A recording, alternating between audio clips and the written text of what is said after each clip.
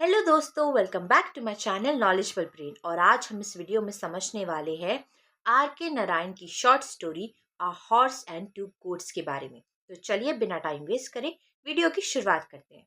दोस्तों, पहले बात करते हैं आर के नारायण जी के बारे में। आर के नारायण का पूरा नाम रसीपुरम कृष्ण स्वामी अय्यर नारायण स्वामी था। वो 20th सेंचुरी के इंडिया के सबसे मशहूर इंग्लिश लैंग्वेज नॉवेलिस्ट और शॉर्ट स्टोरी राइटर में से एक है। उनका जन्म हुआ था 1906 मद्रास, इंडिया में, और उनकी डेथ हुई थी 2001 में। नारायण की राइटिंग स्टाइल सिंपल, क्लियर और अंडरस्टूड ह्यूमर से भरी होती थी। वो अक्सर इंडियन मिडिल क्लास और स्मॉल टाउन लाइफ को दिखाया करते थे। नारायण की कहानियों की सेटिंग अक्सर फिक्शनल साउथ इंडियन टाउन मारगौड़ी हुआ करती थी, जहाँ के करेक्टर सिंपल लाइफ में अपनी छोटी छोटी प्रॉब्लम्स फेस करते थे, लेकिन उनमें ह्यूमैनिटी और सोशल कमेंट्री भी हुआ करती थी। दोस्तों, the horse and to goats publish हुई है 1970 में, और ये भी मारगौड़ी की वर्ल्ड का एक पार्ट है। इस स्टोरी का जो सेंट्रल कैरेक्टर है उसका नाम मुनि है, जो कि गरीब एक बूढ़ा इंसान है जो बकरियों को चराता है और लाइफ के स्ट्रगल में फंसा हुआ है। और एक फॉरेन टूरिस्ट के साथ उसका एक हिलेरियस मिसअंडरस्टैंडिंग भी होती है। ये थीम है culture clash and misunderstanding, poverty और struggle of the common man, human desire और होप, और आयरनी और ह्यूमर। तो चलिए अब कहानी को शुरुआत से समझते हैं। तो कहानी की शुरुआत में नरेटर बताते हैं कि इंडिया के हजारों गांव में से एक है प्रीतम गांव। शायद ये सबसे छोटा गांव होगा, लेकिन गांव का जो नाम है मैप पर ज्यादातर तब नजर आता है जब टैक्स कलेक्टर की बात हो। ये क्योंकि ये जो गांव है ये हाईवे से काफी ज्यादा दूर है। गांव चाहे कितना ही छोटा हो, लेकिन कृतम का मतलब तमिल भाषा में होता है ग्राउंड, यानी कि ताज। इस गांव में लगभग 30 घर हैं। वो घर जो कि झोपड़ियां हैं। बस सिर्फ एक ही घर है जो पक्की ईंटों से बना हुआ है, जिसे वहां के लोग बिग हाउस कहते हैं। इस कहानी का जो मेन करेक्टर है मुनि, वो इन झोपड़ियों में से एक में ही रहता है। पहले के दिनों में जो मुनि है उसके पास 40 भेड़े और बकरियों का झुंड हुआ करता था। रोज वो अपनी उन बकरियों को और भेड़ों को हाईवे के पास घास चराने को ले जाया करता था, और खुद मिट्टी के बने घोड़े और योद्धा की मूर्ति के नीचे बैठकर उन बकरी और भेड़ों पर नजर रखा करता था। मुनि की पत्नी उसकी देखभाल करा करती थी। वो रोज सुबह उठकर दोपहर का खाना बनाया करती थी, जो कि ज्यादातर पके हुए मिलेट यानी कि बाजरा या ज्वार का गोला हुआ करता था। कभी कभी वो लोग कच्चा प्याज खा लिया करते थे। दोनों काफी ज्यादा बूढ़े थे, और मुनि पूरी तरीके से अपनी बीवी पर डिपेंडेंट था। शब्दों में कहे तो जिंदा रहने के लिए भी मुनि को अपनी पत्नी की देखभाल ही चाहिए थी। समय के साथ मुनि की किस्मत बिल्कुल गिरती चली गई। जो कभी उसके पास भेड़े बकरियां हुआ करती थी, झुंड हुआ करता था उनका, अब उसके पास सिर्फ 2 बकरियां रह गई है। और अब वो बिग हाउस के पेन की किराया भी अफोर्ड नहीं कर सकता है, इतना वो गरीब हो गया है। इसलिए वो उन 2 बकरियों को अपने घर के सामने एक उसके ड्रम स्टिक का पेड़ है उसके पास बांध दिया करता था। इस पेड़ से कभी कभी वो ड्रम स्टिक की जो फलियां होती है उसको भी तोड़ लिया करता था। एक सुबह मुनि जो है उस ड्रम स्टिक के पेड़ के ऊपर चढ़ गया और उसने काफी सारी ड्रम स्टिक को ले लिया। जो वो सक्सेसफुल हो जाता है, बड़े गर्व से उसको महसूस होता है कि आज तो मैं कुछ अलग खाऊंगा और मेरी जो पत्नी है वो भी मुझ पर गर्व करेगी। भा मुनि जो है ड्रम स्टिक की जो झाड़ है उसके ऊपर चढ़ जाता है और बहुत सारी ड्रम स्टिक वो उठा लेता है, और उसे काफी ज्यादा गर्व महसूस हो रहा होता है कि मेरी पत्नी तो खुश हो जाएगी। वो अपनी पत्नी के पास उन ड्रम स्टिक को लेकर जाता है। मुनि की पत्नी रोज की तरह जो है सुबह अंधेरे में उठती, चूल्हा जलाती ताकि वो अपने पति के लिए नाश्ता बना सके, दोपहर का खाना बना सके। लेकिन आज मुनि अपने रोज के सड़े हुए खाने की बजाय पका हुआ जो मिलेट था और कच्चा प्याज था उसे छोड़कर कुछ अलग खाने वाला था। वो अपनी पत्नी से कहता है कि मुझे ड्रम स्टिक की जो ग्रेवी होती है वो बना के खिला दो। उसकी पत्नी थोड़ा ताना मारती हुए कहती है कि वो उसकी इस अनहोली क्रेविंग यानी कि अजीब और महंगी लालच को तभी पूरा करेगी जब मुनि जरूरत की सारी चीजें लेकर आए। उसकी पत्नी थोड़ा ताना मारते हुए कहती है कि ये जो तुम्हारी जो अनहोली क्रेविंग है ना, यानी कि अजीब और महंगी लालच जो है, उसको मैं तभी पूरा करूंगी जब तुम सारी जरूरत की चीजें लेकर आओगे। मुनि इस बात पर हाँ कर देता है और सामान लेने के लिए निकल पड़ता है। अब मुनि लोकल दुकान पर जाता है और दुकानदार को इम्प्रेस करने की कोशिश करता है, पटाने की कोशिश करता है। वो उसके जोक्स पर जोर जोर से हंसता है और गांव की गॉसिप शुरू कर देता है, खासकर ट्रैवलिंग पोस्टमैन की पत्नी के बारे में, जो शहर किसी और आदमी के साथ भाग गई थी। दुकानदार को पोस्टमैन की बुराई सुनकर मजा आ रहा होता है, क्योंकि पोस्टमैन ने उसके साथ धोखा किया होता है। लेकिन फिर चाहे दुकानदार गॉसिप एंजॉय कर रहा हो, वो मुनि को उधार पर सामान देने से मना कर देता है, क्योंकि मुनि के पास एक पैसा भी नहीं होता। दुकानदार दूसरे जो ग्राहक होते हैं उनके सामने मुनि की बेइज्जती करता है और उसे बूढ़ा झूठा बोलता है। ये तक कह देता है कि मुनि कम से कम 70 साल का होगा, जबकि मुनि खुद अपनी एग्जैक्ट एज कभी नहीं बताता। साथ ही वो मुनि को बदमाश कहता है, जो अपना बहुत पुराना कर्ज अभी तक नहीं चुका पाया। बिल्कुल मजबूर और बेचैन होकर मुनि झूठ बोल देता है और कहता है कि उसकी बेटी जल्दी उसे पैसे देगी, वो अपने 50वें जन्मदिन पर सामान खरीद सके और पुराना कर्ज भी चुका सके। लेकिन दुकानदार उसकी बात पर बिल्कुल भरोसा नहीं करता, ना कर देता है कि मैं उधार नहीं दूंगा। उदास और टूट चुका मुनि घर वापस आता है और अपनी पत्नी को सारी बुरी खबर बता देता है। ये सुनकर उसकी पत्नी बहुत चिढ़ जाती है और गुस्से में उसे घर से बाहर निकाल देती है, कहकर कि वो बकरियों को चराने के लिए ले जाए और शाम तक भूखा ही रहे।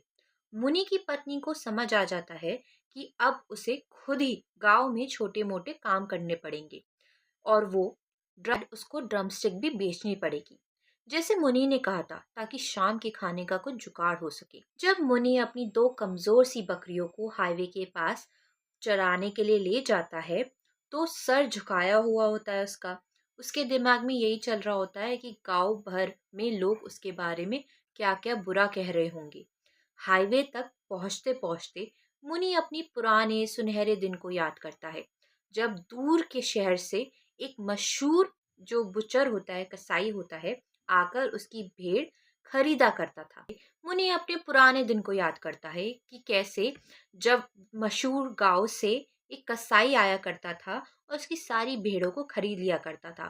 फिर वो याद करता है कि कैसे एक बीमारी के चलते उसे अपनी सारी जो झुंड है, जो भेड़ बकरियां हैं, उसको धीरे धीरे खत्म करना पड़ा। मुनि को अपनी दो बची हुई बकरियों से ही नफरत होने लगी, क्योंकि वो सिर्फ उसे वही चीजें याद दिलाती है कि जिंदगी में वो कितना नीचे गिर चुका है। वो चाहता है कि किसी तरह इन बकरियों से भी छुटकारा मिल जाए, ताकि उसे अपनी बर्बादी का रोज रोज ये एहसास ना हो। जब मुनि हाईवे के पास पहुंचने लगता है, तो दुकानदार की जो भी सारी बातें थी उसके दिमाग में गूंज रही होती है, खास करके जब वो बोलता है कि कम से कम तो 70 साल का होगा।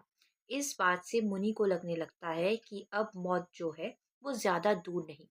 ये सोच के वो काफी चिंतित हो जाता है। उसके बाद उसके मरने के बाद उसकी पत्नी का क्या होगा, क्योंकि जो वो दोनों हैं, पति और पत्नी जो है, वो बचपन से ही शादीशुदा होते हैं और जिंदगी भर साथ रहे होते हैं। मुझे लगता है कि शादी के शुरुआती सालों में वो कभी कभी अपनी पत्नी को मारा भी करता था, लेकिन जैसे जैसे समय बीतता गया, उसकी पत्नी का जो दबदबा है वो बढ़ता गया और सारे घर के जो डिसीजन थे, फैसले थे, वो उसकी पत्नी ही लिया करती थी। उन दोनों के कोई बच्चे नहीं थे और ये बात मुनि के लिए काफी शर्म और पछतावे के लिए थी। जब मुनि अपनी पसंदीदा जगह पर पहुंचता है, जो कि हाईवे के बिल्कुल पास होती है, जहां पर घोड़े और योद्धा की पुरानी स्टैचू लगी हुई है, जो कि बहुत ही विशाल मूर्ति है, तो उसका मन धीरे धीरे हल्का होता है। यहीं बैठकर वो आखिरकार बड़ी दुनिया का हिस्सा होने का एहसास करा करता था। यह बताता है कि ये मूर्ति पहले और भी ज्यादा शानदार और भव्य हुआ करती थी, लेकिन गांव में किसी को इनफैक्ट मुनि तक को नहीं पता कि ये मूर्ति असल में पहले कैसी दिखा करती। अचानक से एक पीली स्टेशन वैगन हाईवे पर तेजी से आती है और मुनि के सामने अचानक से रुक जाती है क्योंकि गाड़ी का पेट्रोल खत्म हो गया होता है। गाड़ी से एक लाल चेहरे वाला एक विदेशी आदमी यानी कि एक फॉरेनर उतरता है और धीरे धीरे उतर रहा होता है वो, और मुनि से पूछता है कि यहाँ पर कोई पेट्रोल पंप है। लेकिन दोनों की जो भाषाएं हैं वो अलग हैं, इसलिए वो एक दूसरे को समझ नहीं पाती। विदेशी इंग्लिश बोलता है और मुनि को सिर्फ तमिल ही समझ में आती है। अचानक जो विदेशी है वो घोड़े की मूर्ति की तरफ देखता है और उसको वो बहुत अच्छी लगती है।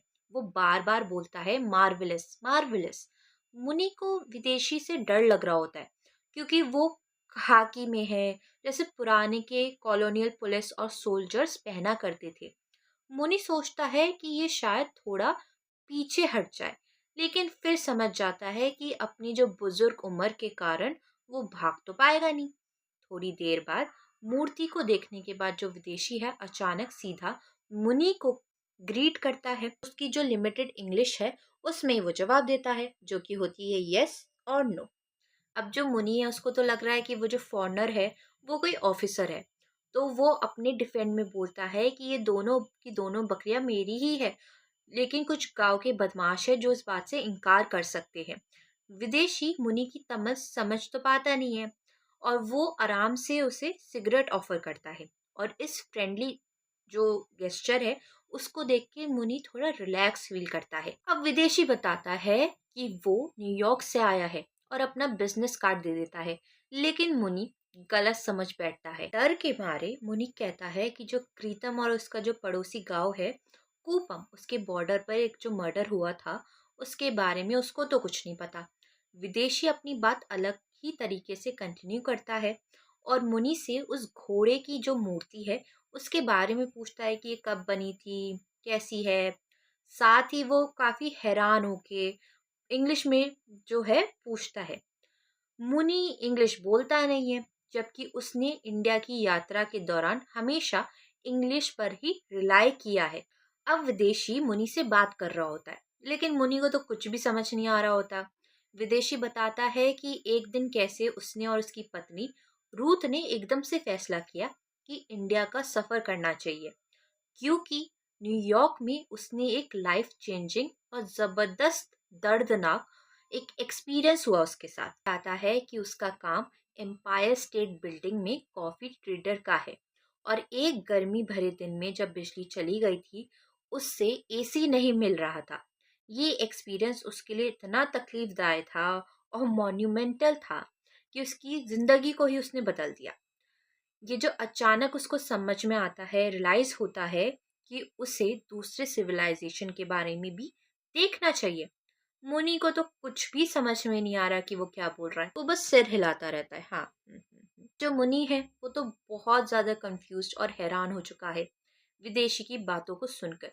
वो सोचता है कि कुछ एक्सक्यूज बना लेता हूँ और वहां से चला जाता हूँ, लेकिन विदेशी उसे रोक लेता है और वो मुनि से पूछता है कि ये मूर्ति उसकी है, और अज्यूम करता है कि मुनि इस देश के दूसरे सॉविनियर्स का जो है वो सेलर है और अपना सामान बेच रहा है। विदेशी जो है मूर्ति के तरफ इशारा भी करता है कि उसे ये मूर्ति बेच दे।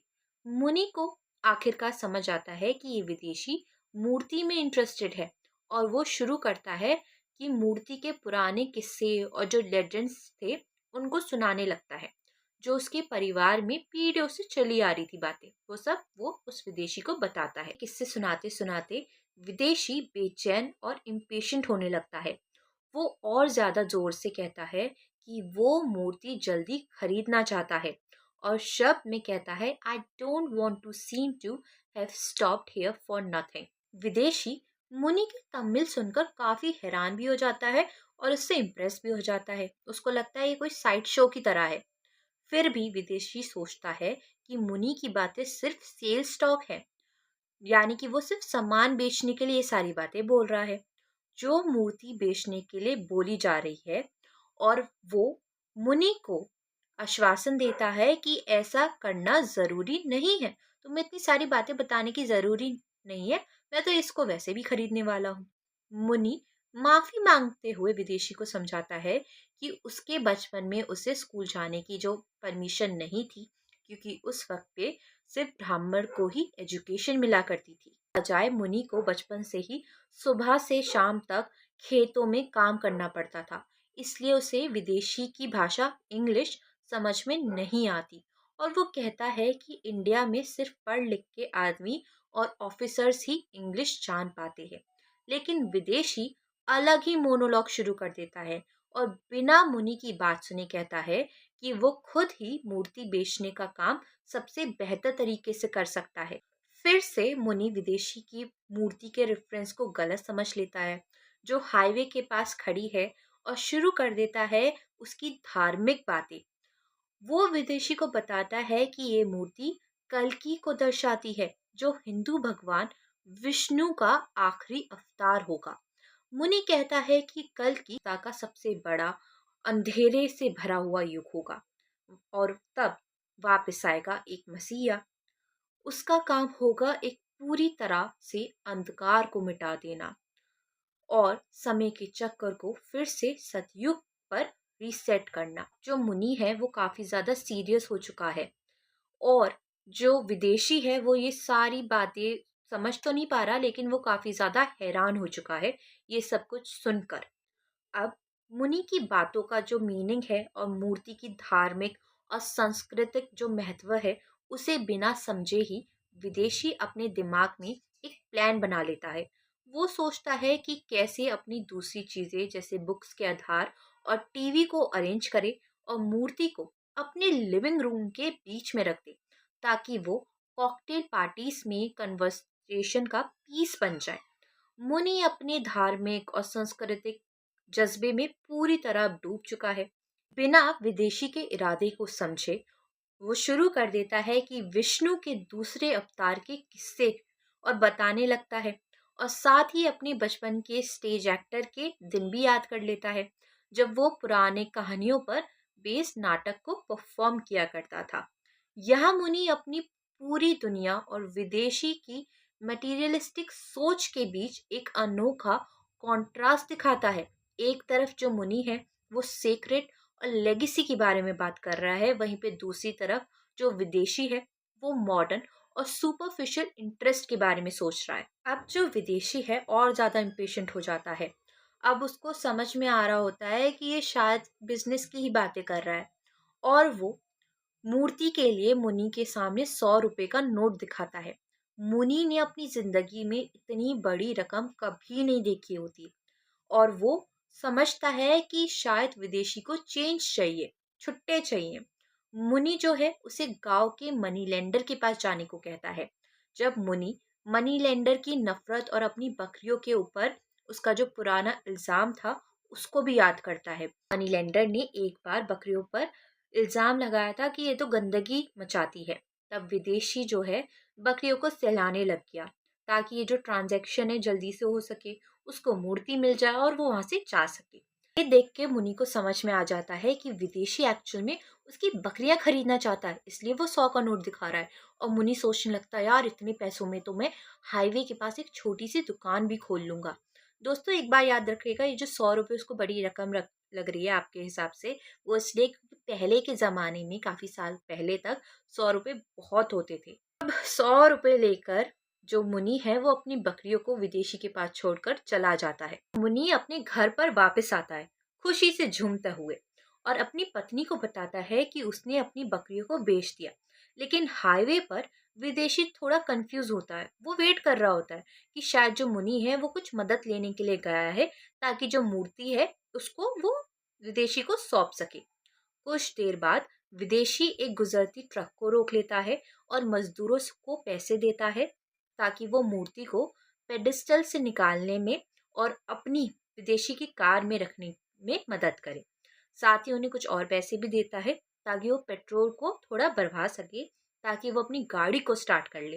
गांव में मुनि की खुशी ज्यादा देर तक टिकी नहीं, लेकिन क्योंकि जल्द ही उसके घर के दरवाजे पर उसकी जो दोनों बकरियां थी वो बा बा करने लग गई। बकरियां अपने मालिक के पीछे पीछे घर वापस आ गई। मुनि की पत्नी सोचती है शायद मुनि ने इतने पैसे किसी को लूट के कमाए हैं, और वो उसको ना डर लगता है कि अगर पुलिस आ गई ना तो मैं तो अपने माँ बाप के घर भाग जाऊंगी। यहीं पर स्टोरी खत्म हो जाती है। दोस्तों, आई होप आपको ये स्टोरी समझ में आ गई हो, और ऐसी वीडियोस देखने के लिए चैनल को सब्सक्राइब करें। Thank you for watching.